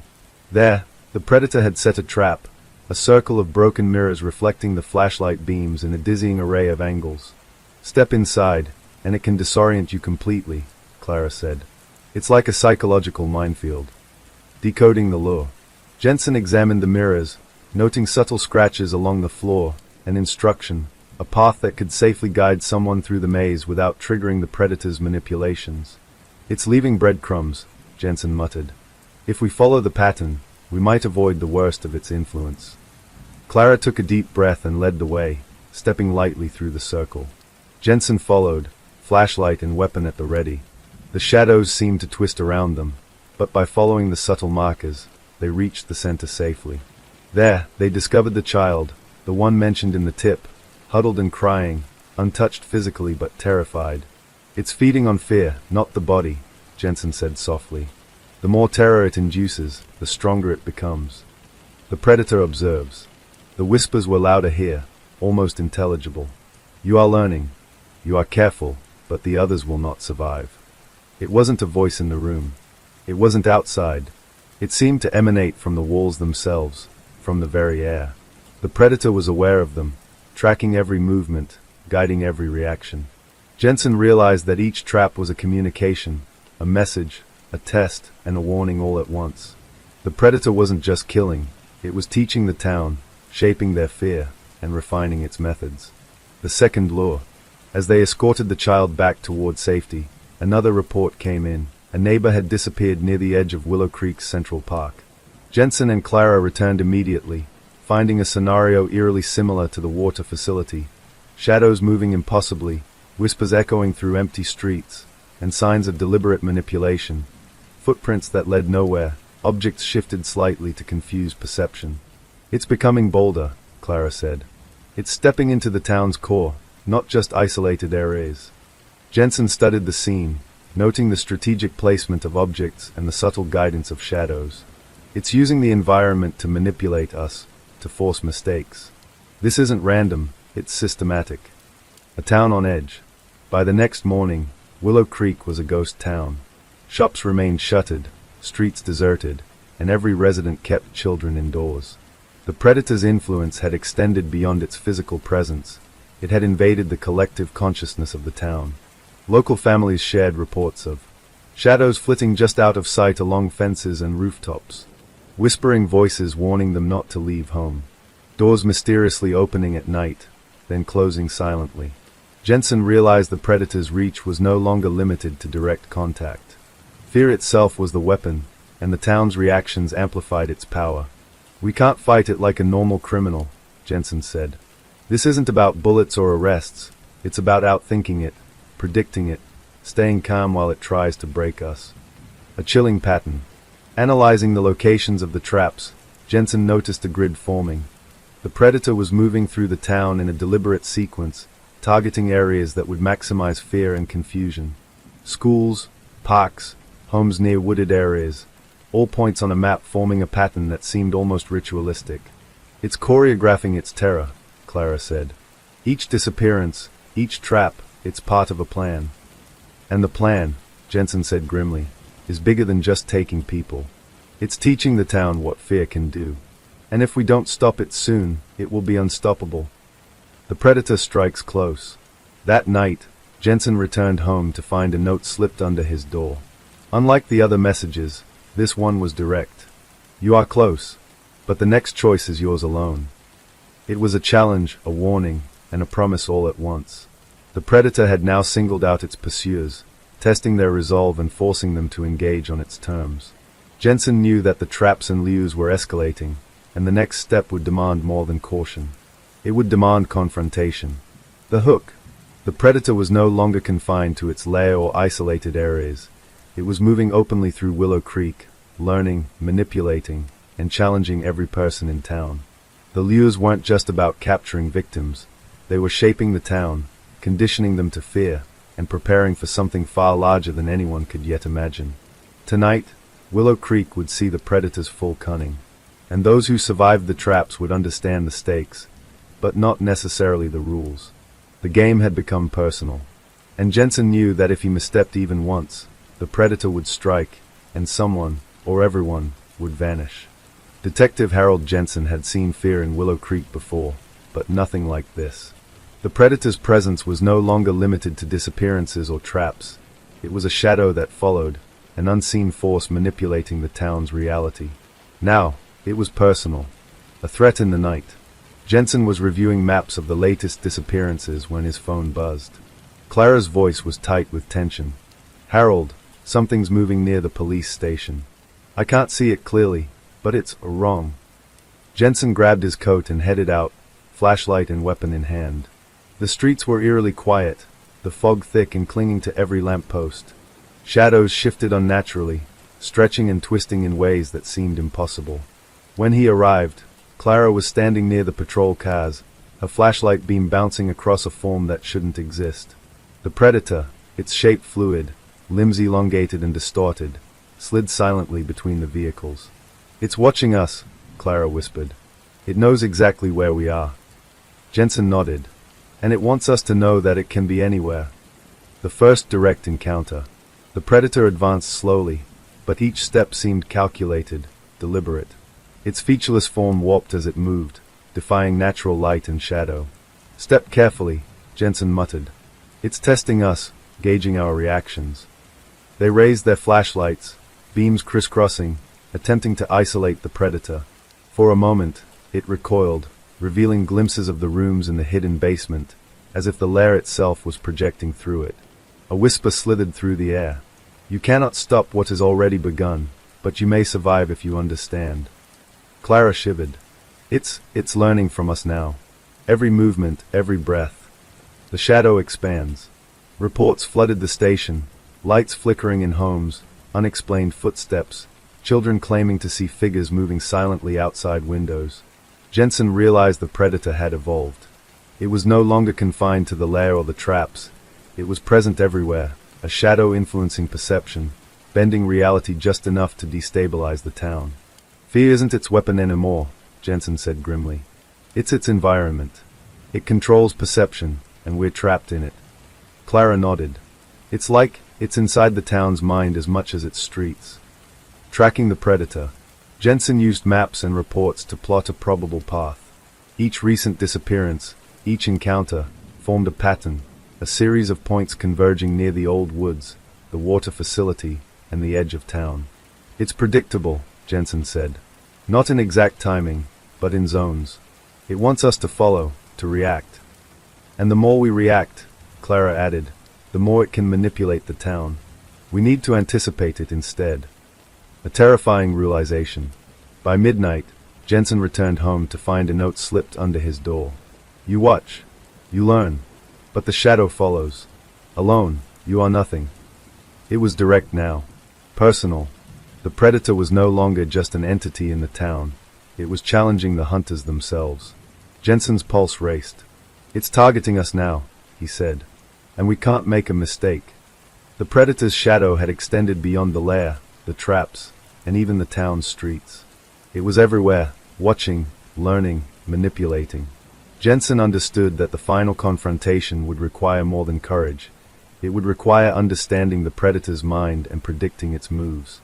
Willow Creek would never be the same, and those who faced the shadow would discover the true depth of its terror or vanish trying. Detective Harold Jensen and Officer Clara Nguyen had been chasing shadows for weeks, mapping disappearances, decoding carved messages, and surviving traps that preyed on fear itself. Now, the predator was no longer a hidden threat. It was personal, present in every corner of Willow Creek, moving unseen, manipulating perception, and escalating terror. Tonight, the chase would end. Preparing for the hunt, Jensen and Clara gathered at the police station in the dead of night. Maps were spread across tables, reports pinned and annotated. Every recent disappearance, every trap, every whispered threat was marked. The predator had a pattern, a rhythm, and if they could predict it, they might finally corner it. "It's going to test us harder than ever," Jensen said. "It's patient, it learns from fear, and it anticipates our moves. Tonight, we have to stay calm and think 3 steps ahead." Clara checked the portable lights, cameras, and motion sensors they had set up in key areas. "If it moves like it did before, we can predict where it'll strike next," she said. "We have a chance." "Not a guarantee," Jensen muttered. "Just a chance." The predator's lair. The trail led them back to the house at the edge of the woods, the lair where it all began. Trees clawed at the night sky, and fog hugged the ground like a living thing. The predator seemed to anticipate their arrival. Shadows shifted as they approached, and a low whispering filled the air. "You are coming, and yet, you do not understand." Jensen and Clara stepped carefully through the front door. Inside, the smell of damp earth and rusted metal was stronger, almost suffocating. The hidden rooms, the mirrors, and the carvings were all intact. The predator had been waiting. "It's baited the house for us," Jensen said. "Everything we see is part of the trap." Navigating the maze. The basement stairs groaned under their weight. Each step seemed to echo unnaturally, and the air grew colder. Shadows shifted against the walls, elongating and retreating in ways that defied reality. Clara's flashlight caught a movement, a ripple in the darkness, like liquid shadow. "It's here," she whispered. "It's been waiting." They reached the central chamber of the basement. the cathedral-like room where the predator's power concentrated. Mirrors lined every wall, reflecting and multiplying their flashlights. Symbols carved into the floors and walls created a labyrinth of psychological manipulation. "This is its core," Jensen said. "If we survive here, we survive the predator." The predator revealed. Suddenly, the shadows coalesced into form. The predator, tall and featureless, limbs twisting unnaturally, body flickering like a dark flame. It didn't speak, but the whispers in the room were deafening. "You are here, and yet, you do not belong." Jensen and Clara held their ground. Each reflected beam of light distorted the predator's shape, confusing its perception, but it was relentless. It advanced, a living shadow moving faster than either human could comprehend. "Focus on the symbols," Jensen shouted. "They react to fear, but we can use them too." Clara nodded, following the carvings etched into the floor. Each step aligned with the predator's manipulations, minimizing the hallucinatory effects. The battle of perception. The confrontation wasn't physical at first, it was psychological. The predator's presence warped reality. Mirrors reflected multiple forms of itself. Whispered threats rattled nerves. Shadows extended into the corners, and the floor seemed to shift beneath their feet. Jensen kept a steady tone. "Calm. Breathe. Focus. It wants us panicked." Clara's hands trembled slightly, but she pressed forward. They advanced toward the center, where the predator's influence was strongest. "It's reacting to our fear," Clara said. "We can't let it win that battle." "Then we fight its rules," Jensen said. "We define the battlefield now." Turning the predator's power against itself. Jensen noticed a pattern in the reflections, mirrors positioned in such a way that the predator's movements were partially amplified, creating feedback in its own perception. "Clara, aim the lights at the mirrors over there," he said. "Force it to see itself." The beams bounced through the chamber, hitting multiple mirrors. The predator convulsed, its form distorting further, struggling against the maze it had built for others. The whispers turned frantic, chaotic. "No, this cannot. You are not supposed to." For the first time, Jensen realized the predator could be affected by its own designs. Its manipulation of perception was perfect, except against those who understood the rules it created. The rescue. Behind the predator, in the smaller hidden rooms, the missing families, children and adults alike, huddled, silent and terrified. The predator had been guarding them, using fear to maintain control. Jensen and Clara worked quickly, using the mirrored patterns to approach the rooms safely. One by one, they freed the trapped victims, guiding them along paths that minimized exposure to the predator's psychological influence. "Stay calm," Jensen instructed. "Do not panic. We are in control now." The victims moved silently, almost trance-like, as they followed the officers. The predator writhed in the center chamber, disoriented by the light and reflections, unable to strike. The final strike. With the families safe, Jensen faced the predator directly. He held a portable spotlight at its base, directing beams into every mirror in the room. Clara assisted, ensuring no shadow escaped unlit. The predator's form twisted violently, screaming in whispers that shredded the air, but the concentrated light and mirrored reflections began to break down its cohesion. "You cannot end me." "You underestimate human resolve," Jensen replied, pressing the light further. Finally, the shadow convulsed, shuddered, and with a deafening silence, collapsed into the floor, dissipating into nothingness. The mirrors no longer reflected multiple forms, the whispers vanished, and the oppressive fear lifted from the basement. Aftermath. By dawn, the survivors were escorted from the house. Families embraced, trembling but alive. Willow Creek had survived, but the town would bear scars, both psychological and physical, for years to come. Jensen and Clara surveyed the empty basement.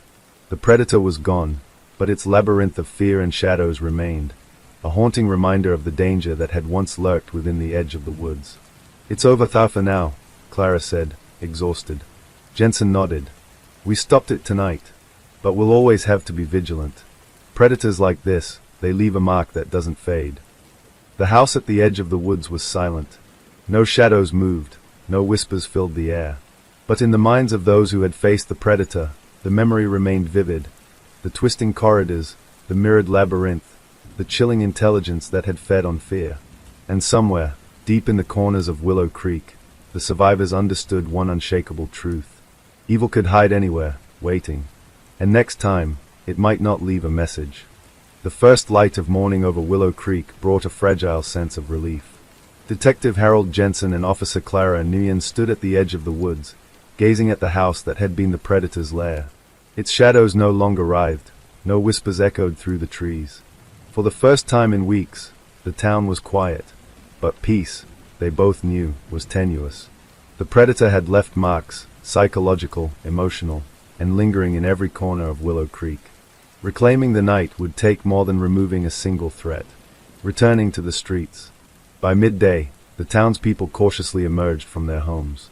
Windows were unshuttered, doors unlocked, and the streets filled with tentative movement. Grocery stores reopened, children played under watchful eyes, and neighbors began to speak aloud again, breaking the months-long silence. Jensen walked through the main street, noting the subtle signs of fear that remained: half-closed curtains, locked doors despite the clear day, and the nervous glances of people who had learned to distrust the dark. "They've survived the predator," Clara said, "but they are still living in the fear it left behind." Jensen nodded. "The first step in reclaiming the night is reminding people that it belongs to them, not whatever that thing was." Rebuilding trust. The police organized patrols to reassure citizens. Officers checked homes, schools, and community centers. Signs were posted offering counseling services for those traumatized by weeks of terror. The town's recovery wasn't just physical, it was psychological. Families reunited, children were returned to parents, and neighborhoods held meetings to discuss safety measures. Jensen observed that even small actions, turning on lights at night, walking together, and talking about their experiences, helped diminish the residual fear. The predator thrived on isolation, Jensen explained to the town council. Together, you reclaim your power. Alone, it can manipulate. Together, it loses control. Stories of survival. Stories emerged of how families navigated the predator's traps, a mother guiding her children through mirrored hallways by focusing on the symbols she had glimpsed, a father remaining calm when shadows twisted unnaturally, and neighbors protecting one another despite the terror. "It wasn't just luck," Clara said. "It was courage, observation, and the refusal to surrender to fear." Jensen agreed. The predator may have been intelligent, but human resolve is stronger when people stand together. Facing the trauma. Despite the predator's defeat, Willow Creek bore scars. Many residents struggled with nightmares, anxiety, and lingering suspicion of shadows. Local therapists and counselors worked tirelessly, helping people confront and process the terror. Jensen himself had difficulty sleeping. Every rustle of leaves or flicker of light made him tense, a reminder of the weeks spent in the predator's labyrinth. Clara faced similar struggles, though they both knew they had saved countless lives. "Healing takes time," Jensen said, "but we've taken back the night. Slowly, people will learn that it belongs to them again." Lessons learned. The town council implemented changes to prevent future threats, improved lighting throughout neighborhoods, regular community patrols, and emergency communication systems. More importantly, Willow Creek learned to confront fear collectively, not individually. Jensen and Clara led workshops, teaching residents how to recognize psychological manipulation and traps similar to those used by the predator. Awareness became a tool, and vigilance became a shared responsibility. "We can't assume evil will never return," Jensen said, "but we can ensure it doesn't find an easy foothold." The night returns. As evening fell, the streets of Willow Creek slowly reclaimed their normalcy. Children played under the golden glow of street lights, neighbors talked on porches, and families walked together. The predator's influence had faded, replaced by community, courage, and resilience. Jensen walked the streets with Clara, observing the recovery. Every laugh, every lighted window, every shared story was a victory against the terror that had gripped the town. "The night is ours again," Clara said softly. Jensen nodded. "For now, but we remain vigilant. Fear doesn't disappear, it just waits for opportunity." The hook. Willow Creek had survived the predator's reign, but the memory remained. In every shadow, in every whisper of the wind, the residents remembered what had happened and what could happen again. The predator may be gone, but its lessons linger. Fear had been conquered, yes, but only because the town stood together. And the night, The night belonged to them once more. As darkness fell, lights glimmered in every window. Willow Creek had reclaimed its night, and for the first time in months, the town could sleep with the confidence that they had faced the unimaginable and survived. The sun rose over Willow Creek, painting the town in soft, golden light. Streets once haunted by shadows and whispers now bustled with cautious optimism. Families returned to normal routines, children played in parks, and neighbors exchanged greetings with tentative smiles. On the surface, the predator had been defeated, its lair dismantled, its traps neutralized, and its victims freed. Yet, for Detective Harold Jensen and Officer Clara Nguyen, the sense of victory was bittersweet. They had survived, the town had survived, but a shadow remained, not in form, but in memory, in fear, and in the unseen ways the predator had shaped the minds of those it hunted. The lingering fear. Even weeks after the predator's defeat, residents reported unsettling feelings. Small things triggered anxiety. Shadows that stretched just a little too far across hallways. Reflections in mirrors that seemed off by a fraction. Faint whispers carried by the wind in the dead of night. Jensen understood this all too well. The predator may be gone, he told Clara as they patrolled the quiet streets, but the fear it left is part of the town now. You can't destroy memory. You can only survive it. Clara nodded. And people will. But we need to help them understand that the shadows don't move on their own. That the whispers are echoes of what happened, not threats themselves. Returning to the house at the edge of the woods, Jensen and Clara returned to the predator's lair one last time. The house was silent. Broken furniture, scattered symbols, and mirrors remained, but the twisting shadows and hallucinatory effects were gone. The house seemed empty, but they both felt the weight of what had occurred there, a heavy presence that didn't dissipate entirely. "It's a scar," Jensen said, tracing the edges of a carved symbol in the basement wall. "The predator left this for the town, and it will remain here long after we're gone." Clara examined the mirrors. "A warning," she said, "not just to us, but to anyone who might come after. It's a reminder that evil can hide, and it waits patiently for opportunity." The community heals. In the weeks following the confrontation, Willow Creek slowly reclaimed its rhythm. Schools reopened with full attendance. Neighborhood watch programs became standard. Families bonded over shared experiences, and counselors held workshops to help residents process the psychological trauma. Jensen and Clara were at the forefront of these efforts. They spoke openly with townspeople about fear, survival, and vigilance. They emphasized that while the predator's reign was over, the lessons it left were permanent. "Fear is natural," Jensen told a group at the community center. "It's how you respond that matters. Together, you reclaim the night. Together, you remain safe." Residents began to trust again. Children ran through the streets without hesitation. Lights glowed from every home at night. Slowly, the town's heart, once frozen with terror, began to beat again. The predator's legacy. But even as life returned to normal, the predator's presence lingered in subtle ways. Jensen noticed it in the behavior of the townspeople. Parents double-checked locks more than necessary. Children hesitated when walking alone after dark. Residents watched shadows and movement in ways that were once instinctive but now wary. The predator had been defeated physically, but its psychological imprint endured. It had taught Willow Creek fear, and with that knowledge came a responsibility. The town could not ignore the lessons it had been forced to learn. "It's not about terror anymore," Jensen said to Clara as they watched the sunset. "It's about awareness. That shadow may linger, but it also teaches resilience." The final encounter with memory. One night, Jensen returned to the edge of the woods alone. The house was quiet, empty of predators or threats, but the air seemed heavier. A faint whisper drifted through the trees, just audible. "You survived, this time." He shivered but did not run. He had faced the predator, outsmarted it, and saved lives. Yet he understood that some darkness never fully disappears. It remains in memory, in instinct, in the very fabric of the places it touched. "It's gone," he murmured to the night. "But the shadow, it always lingers." The wind rustled through the trees, as if in reply, and for the first time, Jensen felt a strange mixture of respect and caution. The predator had been cunning, relentless, and horrifying, but it had also left the town stronger, more vigilant, more connected. Willow Creek rebuilt. Months later, Willow Creek was thriving. Shops reopened, schools flourished, and festivals returned to the town square. Residents still remembered the darkness, but they refused to live under it. The predator's traps, its psychological games, and its reign of fear had forged a town capable of resilience. Jensen and Clara continued to serve as protectors, patrolling and educating, ensuring that the lessons of the predator were never forgotten.